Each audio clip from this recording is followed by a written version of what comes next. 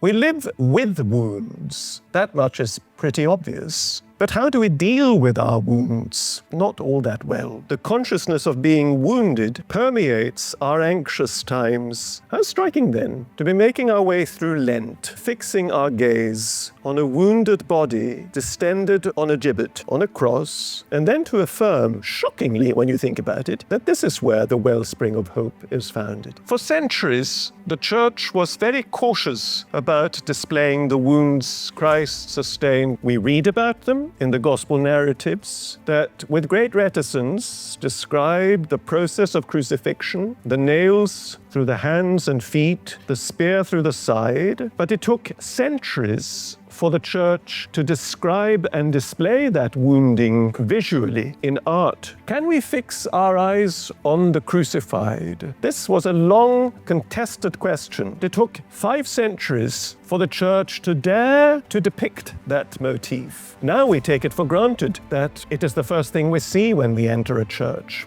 We may have it over our bed or in our kitchen. But I see at work in our society today 2 contradictory tendencies regarding woundedness. The first tendency I might call the fetishization of woundedness, which is about displaying and making everyone see and recognize acquired, inherited, or potentially even imagined wounds, and to display these as markers of identity. This is my wound, this is what makes me who I am. Many such courses of displaying wounds, of bringing wounds to public attention, are grounded in calls for justice, which is a necessary virtue.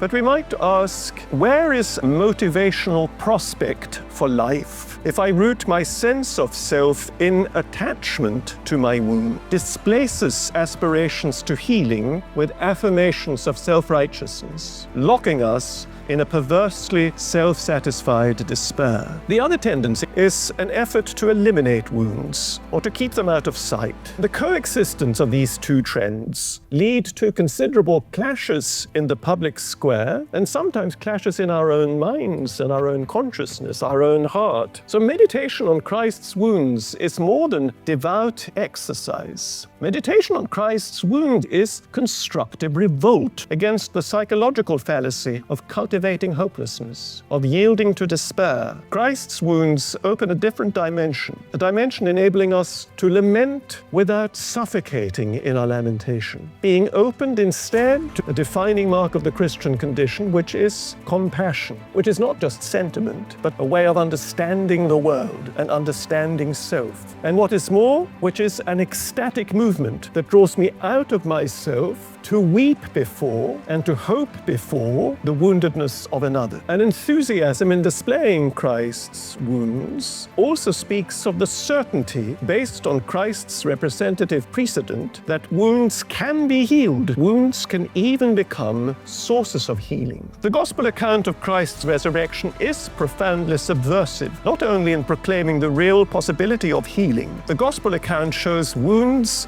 not just done away with, but rendered glorious, as we see in so many of the great high medieval representations of Christ, where the blood marks of Christ's hands and feet and side are represented as flowers, as the flourishing of the new creation. The gospel account of Christ's appearances after the resurrection show him still carrying the wounds, but his woundedness becomes a way of enlightenment and of healing for others. The source of Christian hope is not pleasant, pious platitude.